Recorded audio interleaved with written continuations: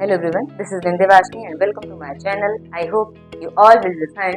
As you know, class 9 physics is going on and this is the third lecture.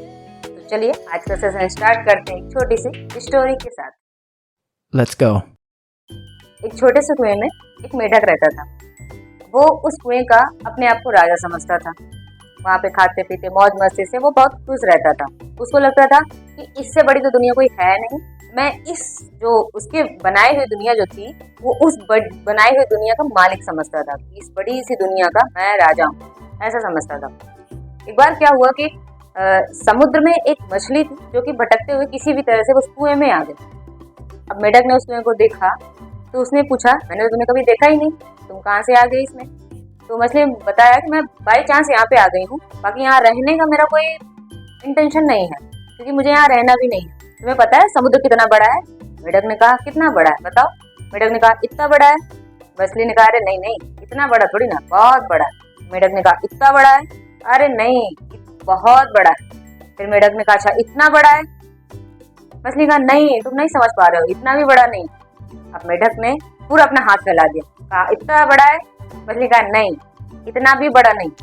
अब मेढक सोच में पड़ गया कितना बड़ा है। फिर मेढक ने ये दिखाया, ये जो कुएं का दीवार था उस तरफ से और जो दूसरा कोर था उस तरफ दिखाया, वहां से लेकर के वहां तक है।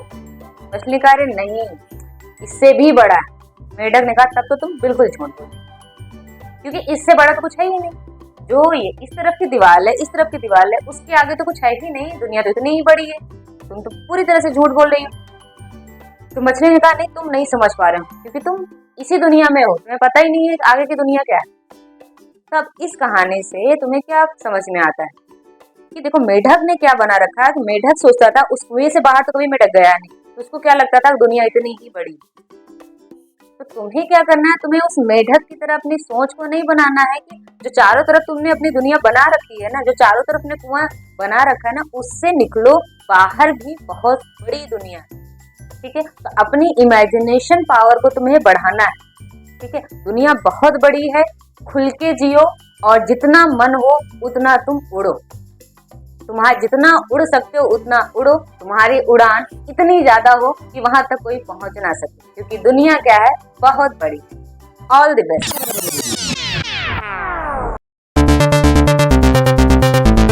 अब बात करते हैं टाइप्स ऑफ मोशन। मोशन में स्टडी कर चुके थे, मोशन कंडीशन, रेस्ट कंडीशन, हम इसकी स्टडी कर चुके थे। अब बात करते हैं टाइप्स ऑफ मोशन। देखो यहाँ पर बहुत टाइप्स तुम्हें नहीं पढ़ने, मैंने 2-3 टाइप्स कुछ यहाँ पे लिखे, बस सिंपल से तुम्हें उसका मतलब समझ लेना है। बाकी ये जब तुम 11th क्लास में जाओगे बहुत डिटेल्ड में पढ़ोगे। ठीक है, तो यहाँ पे पहला टाइप क्या लिखा गया है, linear motion. Linear motion is one dimensional motion along a straight line. अगर ऐसा मोशन हो रहा हो कि एक स्ट्रेट लाइन पर मोशन हो रहा हो तो वो क्या होगा, आपका लीनियर मोशन होगा। अगर ऐसे तुम्हारे पास कोई सीधी रोड हो, ठीक है, स्ट्रेट रोड हो, अब उस पे कोई आदमी चल रहा हो तो उसका पाथ कैसा होगा, लीनियर होगा। ठीक है, और डायमेंशन कैसा होगा, वन डायमेंशन मोशन भी कहा जाएगा क्योंकि अगर देखो यहाँ पर तुम्हें डायमेंशन के लिए आप देखो X axis, Y axis and Z axis. अगर मोशन ऐसा हो या तो एक्स डायरेक्शन में ही हो रहा हो, ठीक है, या फिर वाई डायरेक्शन में ही हो रहा हो या जेड डायरेक्शन में हो रहा, तो वो हमारा मोशन कैसा होगा, वन डायमेंशनल मोशन होगा। ठीक है, अब अगर एक्स वाई ऐसा हो कि इस प्लेन में मोशन हो रहा हो, इस प्लेन में मोशन हो रहा हो, तो वो हमारा कैसा मोशन होगा, 2D मोशन होगा। अगर ऐसा हो कि मोशन हमारा एक्स में भी हो रहा, वाई में भी हो रहा, जेड में भी हो रहा, तीनों डायरेक्शन में हो रहा, तो मोशन हमारा कैसा हो गया, 3 डायमेंशनल मोशन हो गया। जैसे बर्ड्स उड़ती हैं तो बर्ड्स का क्या है, एक्स में भी जा रही है, वाई में भी जा रही है, उड़ान भी भर रही है, मीन जेड में भी जा रही है, तो मतलब उनका जो मोशन होगा वो 3 डायमेंशन आप कह सकते हो। अब एक एंट का एग्जांपल ले लो कि चींटी अगर चल रही है फ्लोर पर तो उसका मोशन कैसा होगा, 2 डायमेंशन होगा क्योंकि या तो वो एक्स जा रही है तो वाई जा रही है, या फिर वाई जा रही है तो जेड जा रही है, या तो जेड जा रही है तो एक्स जा रही है। ठीक है, तो उसका जो कोऑर्डिनेट सिस्टम होगा वो या तो एक्स में या तो वाई में। ठीक है, एक्स वाई में या वाई जेड में या जेड एक्स में, प्लेन में मोशन होगा। ठीक है, लेकिन यहाँ पर अगर हम बात करें स्ट्रेट लाइन की बात कर रहे हैं अगर हम, वन डायमेंशन की बात कर रहे हैं तो या तो एक्स डायरेक्शन में होगा, एक्स एक्सिस की तरफ, तो वाई एक्सिस की तरफ या जेड एक्सिस की तरफ। ठीक है, तो लीनियर मोशन तो ये हो गया। अब बात करते हैं कि सर्कुलर मोशन क्या है। देखो सर्कुलर इस वर्ड से ही समझ आ रहा है, सर्कल पाथ हो। ठीक है, the movement of a body following a circular path is called a circular motion. मतलब अगर किसी बॉडी का मोशन सर्कुलर पाथ पे हो रहा होगा तो उसका मोशन भी कैसा होगा, सर्कुलर मोशन होगा, सिंपल सा। ठीक है, इस सर्कल के अलोंग हो रहा हो। जैसे अभी कभी कभी होता है कि टर्न आते हैं, तो कोई रोड है कुछ ऐसा बना, एक टर्न आया, अब यहाँ पर जो भी आदमी है वो जो टर्न ले रहा है ना उसका पाथ कैसा होगा, सर्कुलर हो गया। पहले में भी यहाँ पे स्ट्रेट था, स्ट्रेट लाइन उसका मोशन था, अभी क्या होगा उसका सर्कुलर मोशन हो गया यहाँ पर। ठीक है, इस पॉइंट पे। और दूसरा क्या है, ऑसिलेटरी मोशन। ऑसिलेटरी मोशन मतलब the movement of a body following to and fro motion. Movement कैसा हो, to and fro motion, back and forth motion. Mean जैसे अगर ऑब्जेक्ट एक बार इधर जा रहा है तो एक बार इधर जा रहा है, ऐसा एक पॉइंट के लॉन्ग बार बार क्या कर रहा हो, उसी पॉइंट के लॉन्ग बार बार इस तरह से मोशन कर रहा हो। तो आपको कुछ याद आ रहा होगा, पेंडुलम। ठीक है, अगर किसी थ्रेड से एक बॉब आप लटका करके छोड़ दो और यहाँ से लाकर तो छोड़ दो, उसका मोशन कैसा होगा, कुछ ऐसा होगा।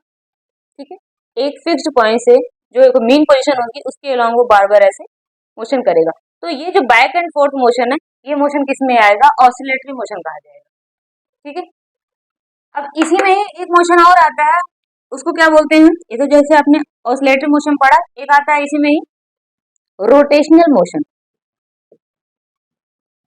देखो कुछ बच्चे कंफ्यूज होते हैं सर्कुलर मोशन में और रोटेशनल मोशन में।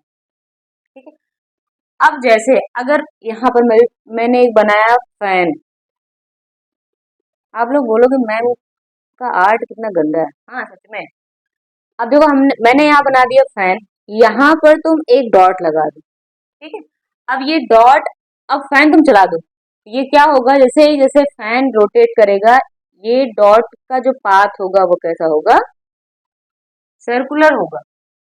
ठीक है, चलिए दूसरा एग्जांपल लेते हैं, अर्थ। अर्थ क्या कर रही है, रिवॉल्व कर रही है सन के अराउंड। तो कैसे रिवॉल्व कर रही है, सर्कुलर पाथ पे भी कर रही है और उसका मोशन कैसा है, रोटेशनल भी है। समझ आ रहा है, नहीं, चलो देखते हैं। जैसे हमारे पास ये हो गए सन। ठीक है, अब चलो थोड़ा बना लेते हैं, मॉडिफाई कर लेते हैं सन को। अब हमने यहाँ पे कर दिया अर्थ। ठीक है, अर्थ क्या कर रही है, ये पाथ फॉलो कर रही है। ठीक है, लेकिन कैसे, ऐसे नहीं कि अर्थ केवल ऐसे होके जा रही है, ऐसे नहीं करे। अर्थ कैसे जा रही है, ये ऐसा ऐसा पाथ बनाते हुए घूम रही, इस तरह का। समझ पा रहे हो, मतलब अर्थ जो है वो अपने एक्सिस के लॉन्ग भी ऐसे रोटेट करते हुए आगे बढ़ रही है, केवल ऐसे नहीं जा रही है। वो ऐसे कैसे कर रही है, रोटेट करते हुए, अपने पाथ पर भी रोटेट करते हुए आगे बढ़ रही है। तो इसमें दो मोशन तुम्हें दिख रहे होंगे, एक तो ये जो सन के अराउंड ये जो हो रहा है ना पाथ कैसा बन रहा है, ये सर्कल बन रहा है, तो ये हो गया सर्कुलर मोशन। लेकिन दूसरा भी क्या है, इसका जो एक्सिस है अर्थ का, उस एक्सिस के अपने जो सेंटर पॉइंट है उससे भी ये क्या कर रही है, ऐसे रोटेट कर रही है, एक्सिस से भी वो क्या कर रही है, रोटेट कर रही है। तो ये वाला जो मोशन है उसका जो ऐसे रोटेट करते हुए जा रही है उसको बोलते हैं रोटेशनल मोशन। ठीक है, समझ में आया होगा तो ठीक है, नहीं आया होगा तो भी ठीक है, क्योंकि ये चीज आप कहाँ पे पढ़ोगे, 11th में बहुत ही डिटेल्ड में पढ़ोगे। ठीक है, तो टेंशन नहीं लेना है। अभी आप केवल समझो linear motion, circular motion, oscillatory motion. Linear motion straight path पे अगर मोशन हो रहा हो तो लीनियर मोशन होगा, सर्कुलर मोशन किसी सर्कल पे सर्कल बनाते हुए मोशन हो रहा हो, सर्कुलर मोशन हो गया। ऑसिलेटरी मोशन किसी पॉइंट, एक पर्टिकुलर पॉइंट के लॉन्ग कैसे बैक एंड फोर्थ मोशन हो रहा होगा तो वो क्या होगा, ऑसिलेटरी मोशन होगा। ठीक है, सिंपल। ओके, बढ़ते हैं फिर नेक्स्ट टॉपिक पे। अब बात करते हैं डिस्टेंस और डिस्प्लेसमेंट, ये क्या है।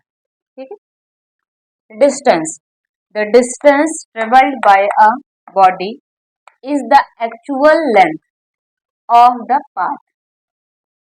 ठीक है, covered by a moving body, मतलब अगर कोई ऑब्जेक्ट मूव कर रहा है, ठीक है, और वो जो पाथ है, पाथ का एक्चुअल लेंथ, एक्चुअल मेजरमेंट, वो हमारा क्या है, डिस्टेंस। और कैसी क्वांटिटी होती है, ये स्केलर क्वांटिटी होती है। इसकी यूनिट भी क्या होगी, मीटर होगी। यूनिट क्या होगी, मीटर। मीटर में इसको हम मेजर करेंगे।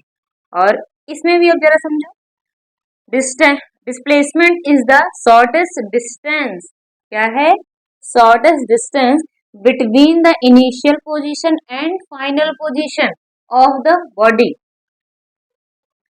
एक इनिशियल पोजीशन, एक फाइनल पोजीशन के बीच का जो कम से कम डिस्टेंस है ना, उसको क्या बोलेंगे, डिस्प्लेसमेंट। ठीक है। अब जो डिस्टेंस है उसको हम क्या बोल रहे हैं, स्केलर, और डिस्प्लेसमेंट को क्या बोल रहे हैं, वेक्टर। इसका मतलब है कि डिस्प्लेसमेंट को डायरेक्शन चाहिए, डिस्टेंस को कोई डायरेक्शन नहीं चाहिए। बस भाई, जो भी अगर ट्रैवलिंग कैसे ए टू बी हुई है, बी टू सी हुई है, तो वो इनिशियल से और फाइनल तक जितना ट्रैवल किया है, वो डिस्टेंस अगर हम मेजर कर लेते हैं, वो पाथ की लेंथ हम निकाल लेते हैं, तो हमारा हो जाता है वो डिस्टेंस। लेकिन अगर हम ए टू सी गए हैं, तो उससे से कम डिस्टेंस कितनी हो सकती है, विद अलोंग डायरेक्शन, वो क्या हो जाएगा, आपका डिस्प्लेसमेंट। ठीक है। अभी समझते हैं, एग्जाम्पल के साथ समझते हैं। नहीं तो बोलोगे पता नहीं क्या क्या बोल दिया मैंने, कुछ समझ नहीं है, सब सर के ऊपर से गया। चलो समझते हैं अभी क्या है।